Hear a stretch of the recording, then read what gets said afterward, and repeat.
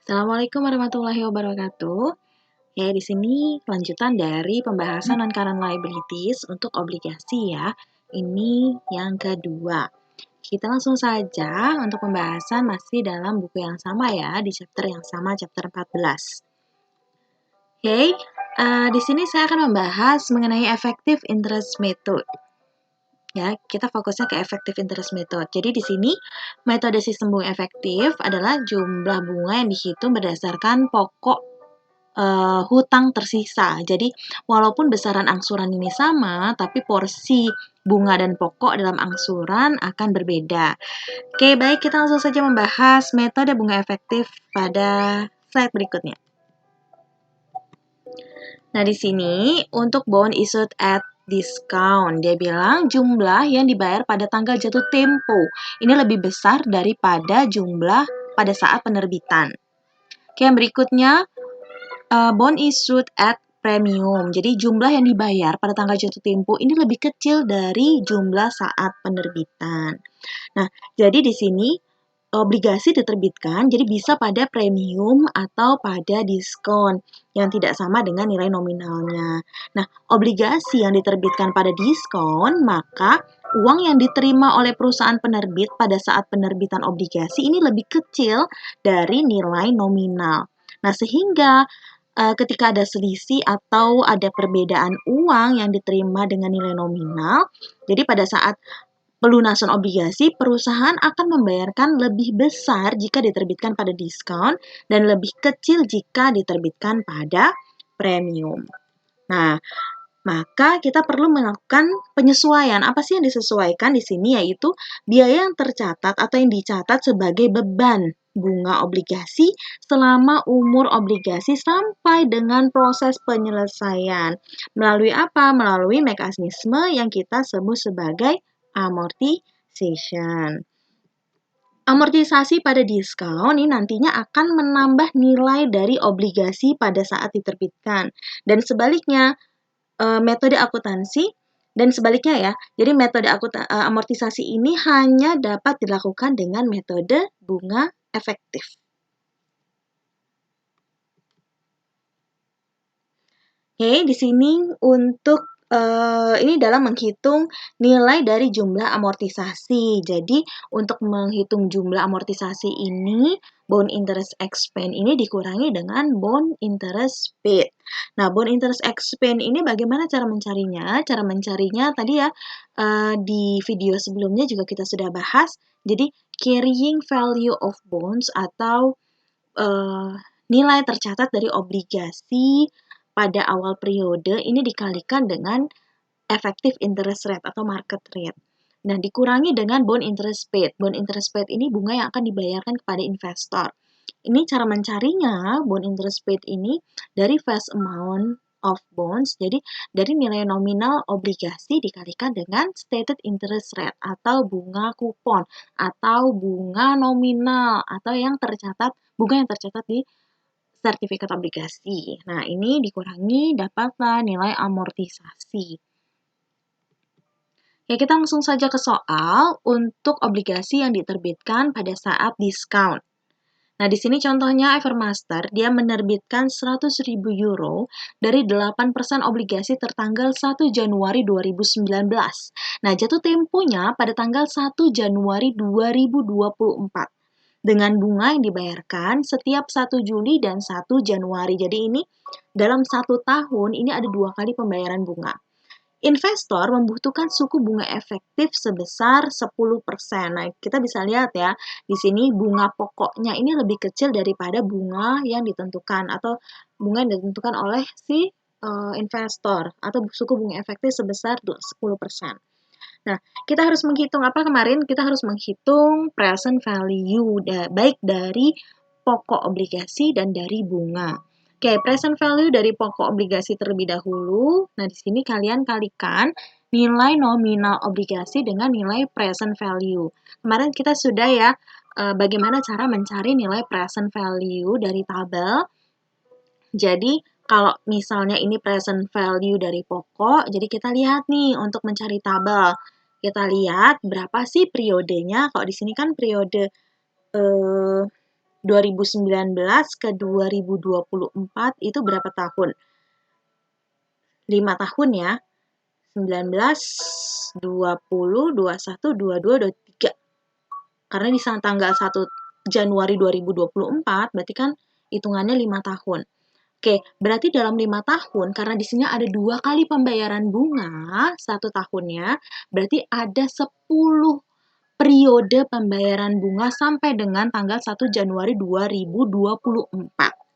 Oke, terus untuk persentasinya kita cari dari persentase bunga efektif. Nah, ini 10% ini untuk 1 tahun, untuk 1 tahun, 2 kali pembayaran bunga. Berarti kalau untuk 1 kali pembayaran bunga, berarti dibagi 2, berarti 5%. Berarti kita cari itu di tabel, 10 periode dan 5%. Kita tarik garis, ketemulah nanti di tabel present value future-nya ini, tabel 62, sebesar 0,61391. Oke, dikalikan hasilnya 61.391. Oke, itu untuk present value dari principal. Nah, sekarang present value dari interest. Nah, kita harus tahu berapa sih bunga yang dibayarkan kepada investor. Itu dulu baru dikalikan dengan present value future ordinary annuity. Nah, bunga yang dibayarkan berapa? Nah, 8% dikalikan nilai nominalnya. 8% itu bunga pokok. Dikalikan dengan nilai nominal, berarti 8.000. Ingat, 8.000 itu untuk 1 tahun. Nah, ini karena pembayaran bunganya semi-annually, 1 tahun itu ada 2 kali pembayaran bunga, berarti ini harus dibagi 2. Berarti 1 periodenya itu 4.000 untuk pengeluaran pembayaran bunga kepada investor. Baru dikalikan dengan tabel present value untuk bunga. Nah, kalian tarik garis lagi dari bunga efektifnya di sini, tarik garis 10 periode dan 5%. Nanti didapat di tabel 64 atau tabel present value future ordinary annuity-nya ini sebesar 7,72 sekian. Nah, tinggal dikalikan dengan bunga yang dibayarkan, dapatlah 30.887. Nah, kalian bisa lihat di sini, apabila obligasi ini diterbitkan pada nilai diskon, berarti nilai diskon ini yang diterbitkan, nanti yang dicatat sebesar 92.278. Ini yang akan dicatat pada saat penerbitan. Nah, kalian berarti ini sudah membuktikan ya, bahwa kalau misalnya bunga efektifnya itu lebih tinggi daripada bunga pokok obligasinya, dia akan diterbitkan dengan nilai diskon. Ya karena apa? Ya karena mungkin obligasi ini meragukan gitu kan, sehingga investor ini menginginkan bunga yang lebih tinggi. Oke, berarti dia akan menerbitkan sejumlah 92 sekian, ini lebih kecil daripada nilai nominal yang sejumlah atau nilai jatuh tempo yang sejumlah 100.000. Nah, ini selisihnya, diskontonya berapa sih? Diskontonya sebesar 7.722. Oke, kita lanjut. Nah, bagaimana nih? Nah, oke, ini adalah tabel 62. Jadi kalau kalian lihat di sini, ini periodenya, kalian tarik garis ya. Ini periodenya 10, ini persentasinya 5, kalian tarik garis. Berarti ada di sini. 0, ini titik, maksudnya itu 0 ya, 0,61391. Berarti kan 100.000 dikalikan ini, present value-nya adalah 61.000 sekian. Oke, ini untuk tabel present value, atau kalau di buku ada yang menyebutkan tabel single sum. Ini sama saja. Nah, ini untuk present value of ordinary annuity untuk bunganya. Nah, ini bunganya kan semi-annually payment-nya sebesar 4.000. Nah, 4.000 itu untuk 1 periode. Kan 1 tahun 2 kali periode, ingat ya. Nah, dikalikan dengan, kalian tarik garis lagi. Tadi 10 periode, terus 5%. Berarti kan ada di posisinya di sini. Nah, berarti 4.000 dikalikan 7,72173.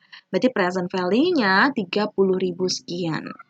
Nah, ini dijumlah, dapatlah 92. Nah, pada tanggal 1, kalian lihat di sini, pada tanggal 1 Januari 2019, ini ada 92 92.000 ya, 92.278 untuk carrying amount of bonds.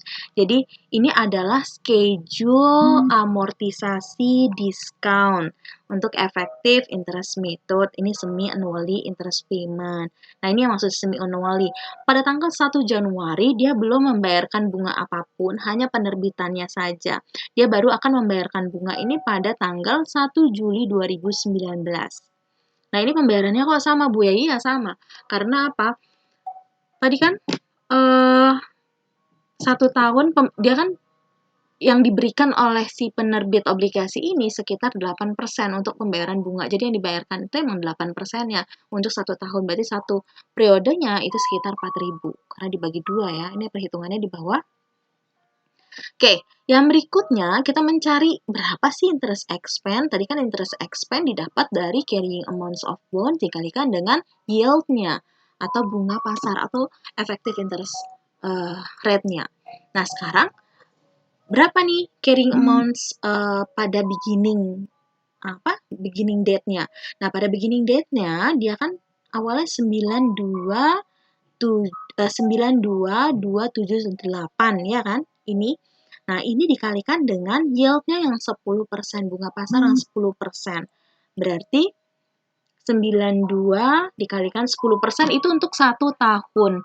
Nah, kalau misalnya untuk setengah tahun, berarti kan dibagi 2 atau dikalikan dengan 6/12. Jadi 4.614. Oke, begitu seterusnya sampai di tanggal 1 Januari 2024.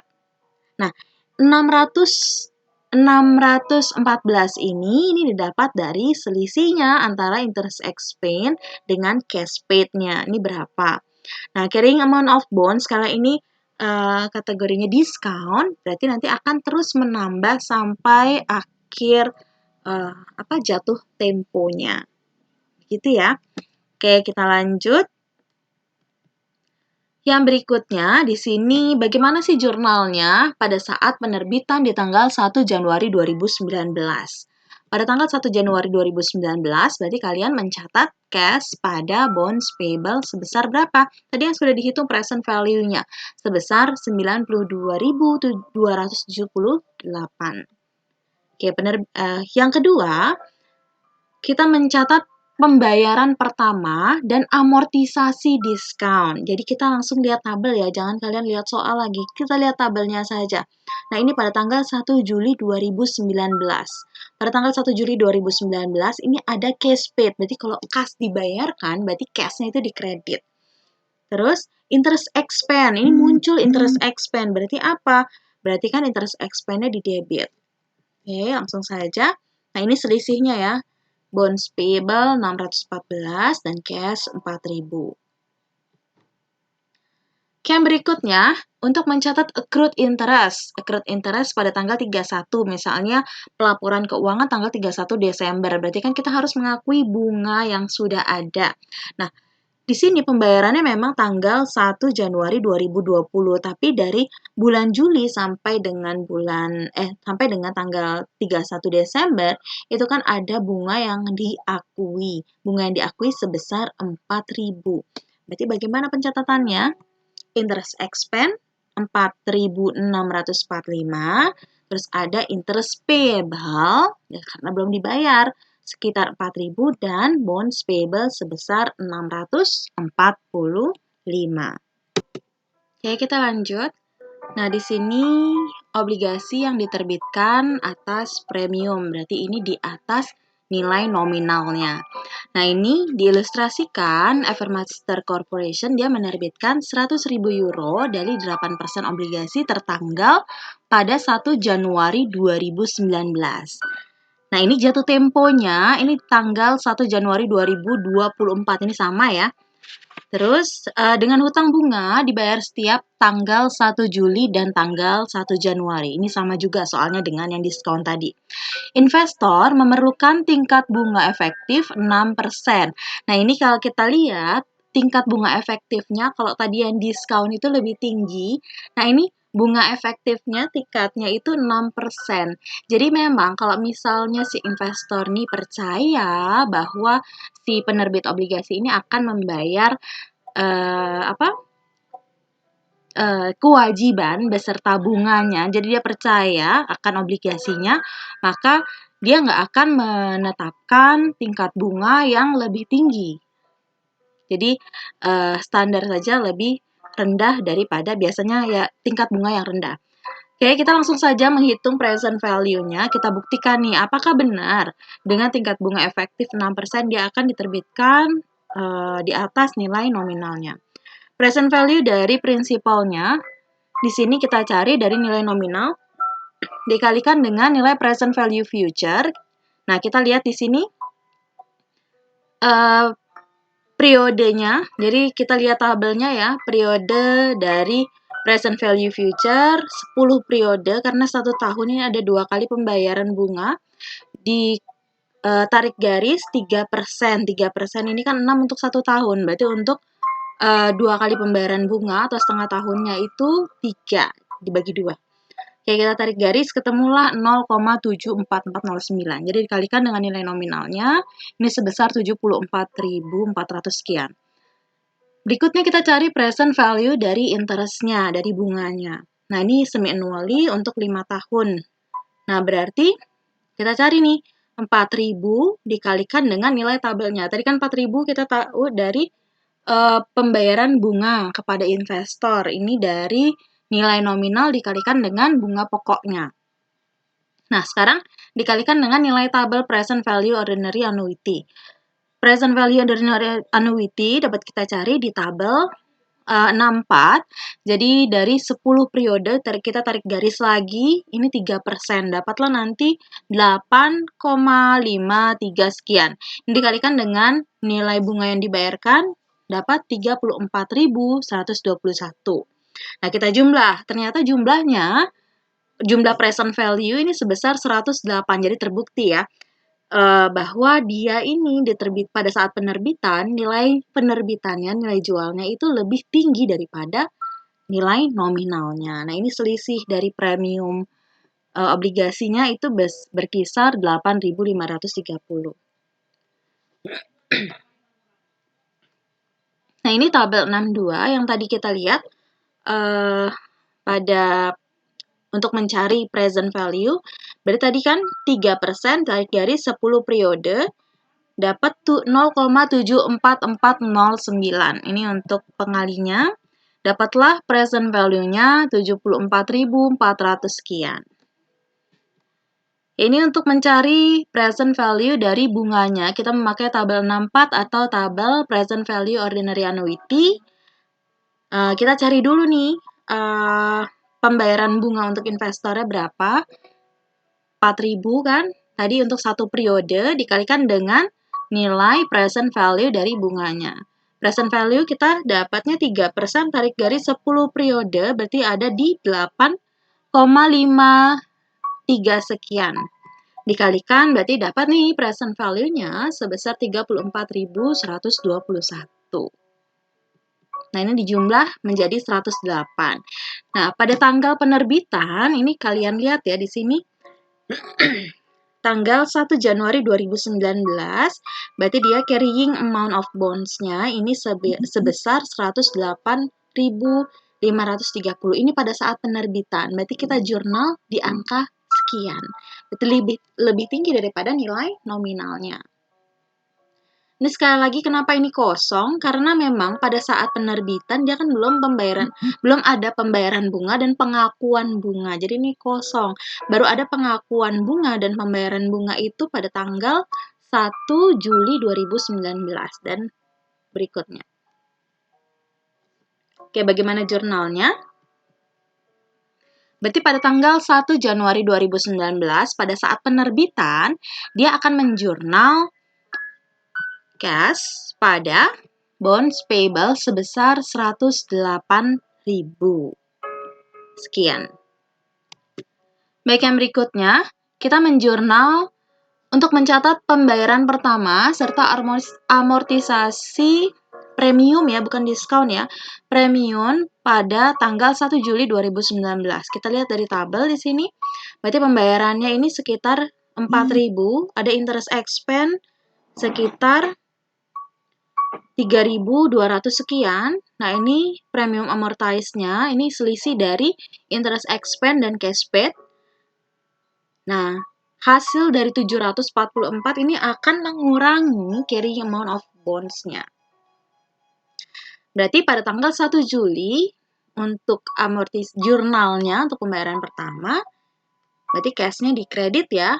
Debitnya adalah interest expense sebesar 3.200, terus ada premium amortize atau yang kita masukkan dalam akun bonds payable, dan cash-nya itu senilai 4.000. Yang berikutnya ini accrued interest, jadi bunga yang diakui. Apa yang terjadi jika Evermaster menyusun laporan keuangan pada akhir Februari 2019? Dalam hal ini, perusahaan memprorata premium dengan jumlah bulan yang sesuai untuk sampai pada beban bunga yang sesuai sebagai berikut. Jadi di sini ada bunga yang diakui sampai dengan Februari 2019. Nah, ini caranya. Nah, kita tahu ya bahwa kalau kita lihat di tabelnya di sini sampai dengan bulan Februari 2019, berarti ada di antara 1 Januari sampai dengan 1 Juli 2019. Ada di sini, berarti kita menggunakan carrying amount yang awal. Nah, berapa sih gitu kan? Berapa sih carrying amount, atau di sini dicarinya kan berapa sih interest expense pada bulan Februari 2019. Nah, di sini interest accrual-nya dia kan 4.000 ini untuk 6 bulan. Berarti kalau dari Januari sampai dengan Februari, akhir Februari, berarti kan hanya 2 bulan. Berarti dikalikan dong dengan 2/6 dikalikan 4.000. Dapatlah 1.333. Untuk premium amortize-nya juga seperti itu. 744, kalau kita lihat di tabel ya, di sini 744 ini dikalikan dengan 2/16. Nah, bisa didapat dong. Jadi interest expense-nya 1.033 dikurangi 248. Dapatlah interest expense dari tanggal 1 Januari sampai dengan Februari 2019, akhir Februari ya, ini sebesar 1.085 euro.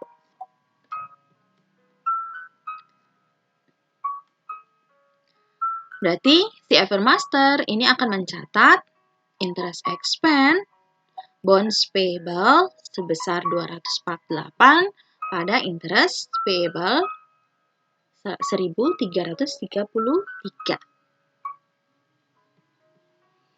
Oke, yang berikutnya bonds issued between interest date. Jadi ini obligasi yang diterbitkan di antara tanggal bunga. Memang biasanya obligasi ini kan diterbitkan di tanggal bunganya. Jadi kalau misalnya tanggal bunganya 1 Januari, 1 Juli, biasanya obligasi itu diterbitkan kalau nggak 1 Januari, 1 Juli, biasanya seperti itu.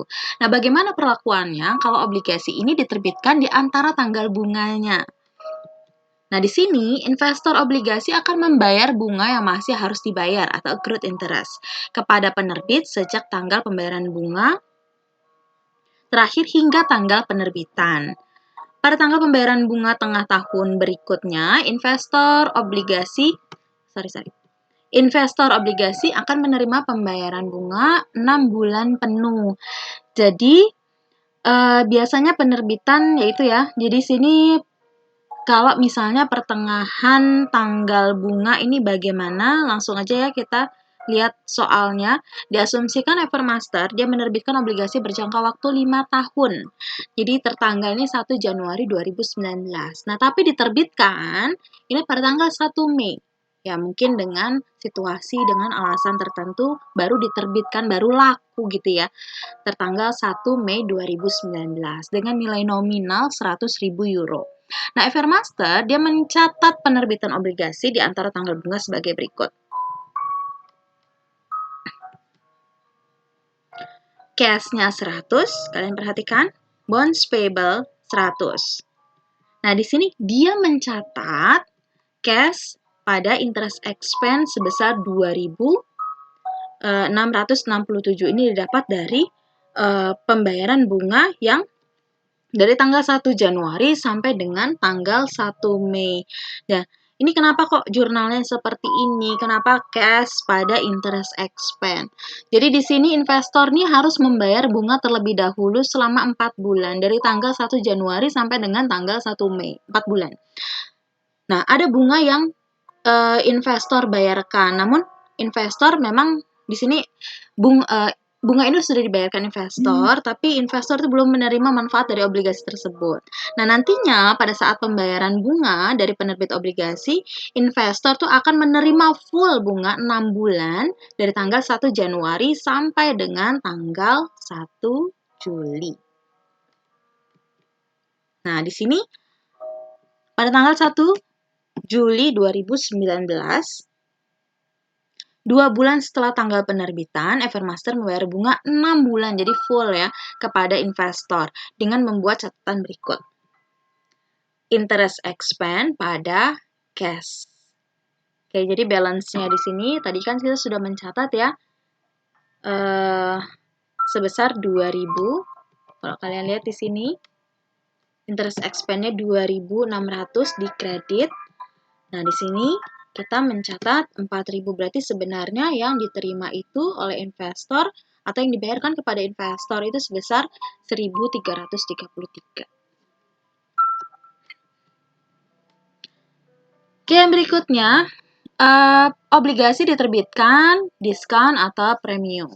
Nah, ini diasumsikan bahwa obligasi Evermaster 8% diterbitkan pada tanggal 1 Mei 2019. Yield-nya 6%. Oke, yield itu nilai bunga pasar ya. Dengan demikian, obligasi diterbitkan pada harga 108 sekian. Nah, Evermaster mencatat penerbitan obligasi antara tanggal bunga sebagai berikut. Cash pada bonds payable. Nah, dia juga akan mencatat cash pada interest expense. Oke. Nah, ini Evermaster kemudian menentukan beban bunga atau interest expense sejak tanggal penjualan 1 Mei 2019, bukan tanggal obligasi 1 Juni 2019. Nah, interest expense-nya di sini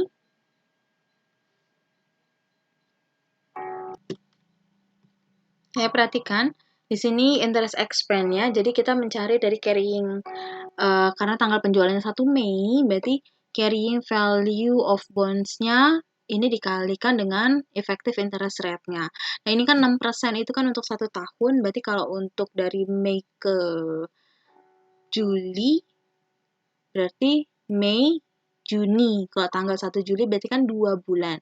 Berarti 2/12. Jadi interest expense-nya untuk 2 bulan sebesar 1.080. Oke, di sini premium amortization-nya berapa?